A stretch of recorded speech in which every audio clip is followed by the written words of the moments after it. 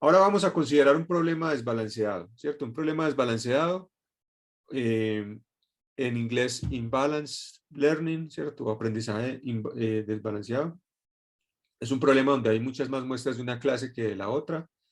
Entonces, cuando el modelo se entrena, lo que suele pasar es que el modelo, si yo no utilizo ninguna estrategia para compensar ese desbalance, el modelo se sesga a la clase mayoritaria. ¿Por qué?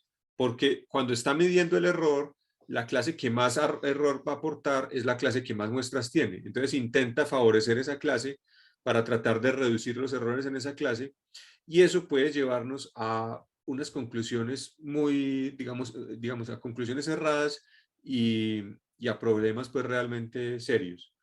Entonces, yo lo que he hecho aquí es volver a extraer datos de manera artificial, pero en este caso pues extraje muy poquitas muestras de una clase y muchas más de la otra, ¿cierto? Cuando hago nuevamente, digamos,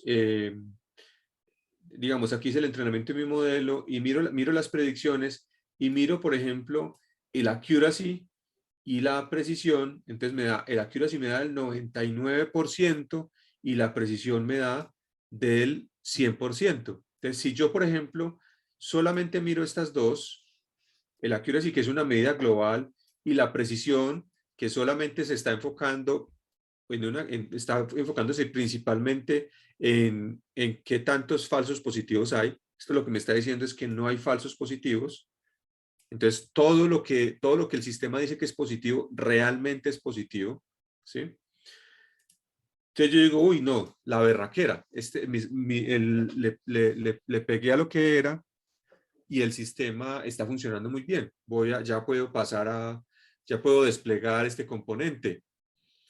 Pero si me quedo con eso y no miro la otra clase, que es la otra clase que la miro a través de la sensibilidad, no me doy cuenta que la sensibilidad es del 60%. Eso quiere decir que el sistema está clasificando perfectamente una clase, pero la otra apenas la está clasificando en un 60% bien, ¿sí? Entonces ese sistema no está funcionando tan bien como yo pienso.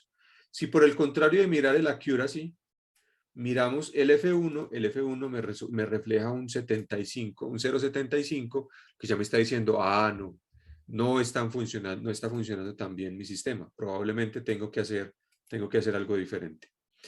¿Eso es por qué? Eso es producto de que el problema está desbalanceado, el sistema está sesgado a la clase mayoritaria y el accuracy, como es una medida de desempeño global, entonces el accuracy es este, ¿cierto?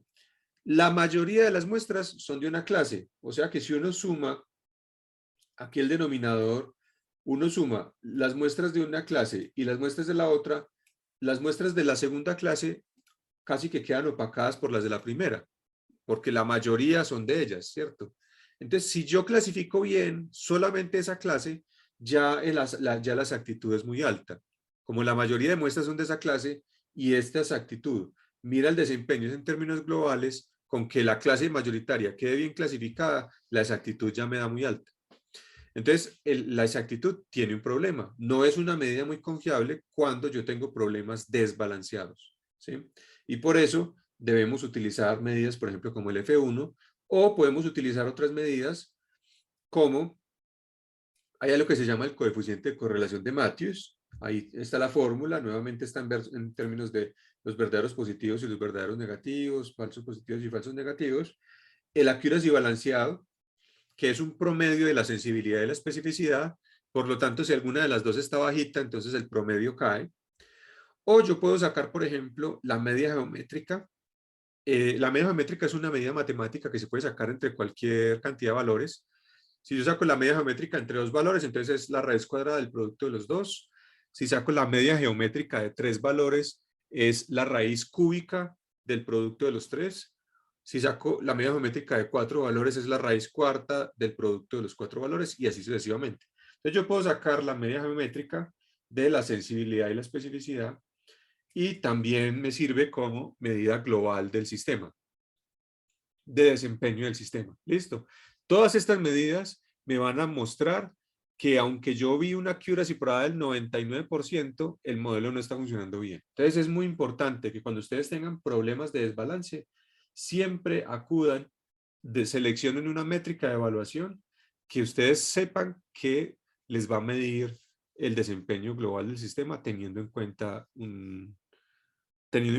a las dos clases, tanto la positiva, perdón, tanto la que tiene más muestras como la que tiene menos. ¿Listo?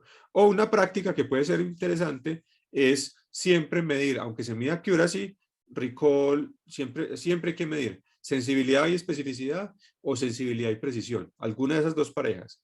Y incluir, digamos, el accuracy como medida global del sistema e incluir F1, por ejemplo, como la medida global del sistema. Siempre acudir a esas métricas para yo tener certeza de que el comportamiento de mi sistema está bien, ¿sí? Porque es muy importante que yo no me esté engañando con las medidas de error que estoy utilizando. Listo. Miren que estas métricas que les he propuesto acá también están implementadas aquí.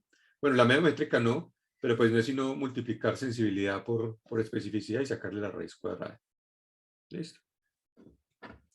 Bueno, cuando estamos hablando de problemas desbalanceados, es muy importante entonces tratar de compensarlo. Vamos a ver diferentes estrategias para compensarlo porque los problemas de desbalance son muy comunes en la práctica, ¿sí?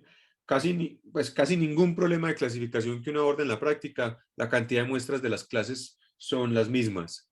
Entonces es muy común encontrar problemas desbalanceados. Pueden existir diferentes estrategias y no son excluyentes, es decir, no se trata de que yo utilice una estrategia y las otras no, sino que puedo utilizar varias cosas de manera simultánea para intentar compensar los problemas de desbalance en la medida en que estos sean, pues, digamos, cada vez más críticos. Entonces, digamos, las más básicas son utilizar técnicas de submuestreo inteligente y técnicas de sobremuestreo inteligente. ¿Qué es eso? Submuestreo inteligente es eliminar muestras de la clase mayoritaria. Como hay una clase que tiene muchas muestras y la otra tiene menos, entonces cojo la que tiene más y le quito algunas muestras. Pero la idea es quitar muestras sin quitar información.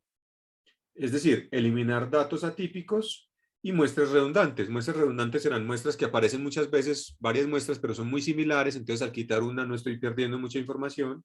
Y datos atípicos son esas muestras que están muy alejadas del comportamiento general del sistema y que uno pues considera, por ejemplo, outliers y que puede utilizar, digamos, técnicas estadísticas clásicas para revisar cuáles son datos atípicos, ¿cierto? Las técnicas de sobremuestreo inteligente significa generar muestras artificiales de la clase minoritaria para tratar de poblarla un poco más y que durante el proceso de entrenamiento el modelo tenga un poquito más de información de esa clase. Son artificiales, por lo tanto no podemos utilizarlas para evaluar el sistema. Solamente podemos intentar usarlas para, durante el proceso de entrenamiento, para intentar que el modelo tenga, digamos, más muestras de la clase minoritaria, ¿sí? La técnica más clásica que existe sobre generación de muestras artificiales se llama SMOOT, ¿sí?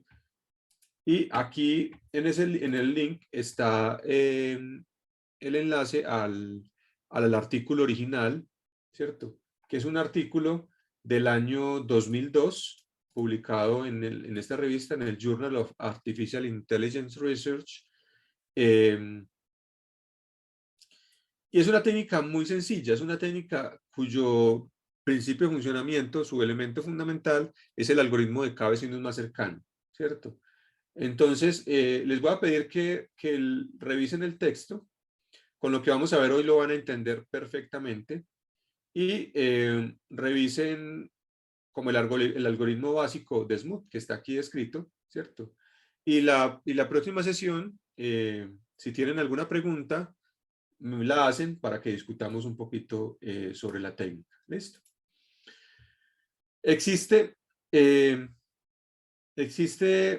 una librería satélite de scikit-learn, por ejemplo, que tiene implementado precisamente ese método y varias modificaciones de SMOOT. SMOOT es una técnica básica, pero se han propuesto, digamos, muchas variantes de SMOOT. Entonces, por ejemplo, en esta librería hay implementadas varias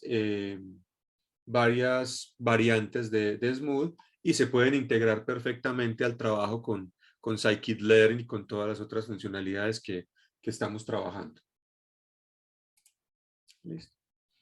Bien, además de esto, entonces, para compensar el desbalance tenemos que utilizar técnicas apropiadas de validación. Esto lo vamos a ver en la próxima sesión, cuando hablemos de metodologías de validación.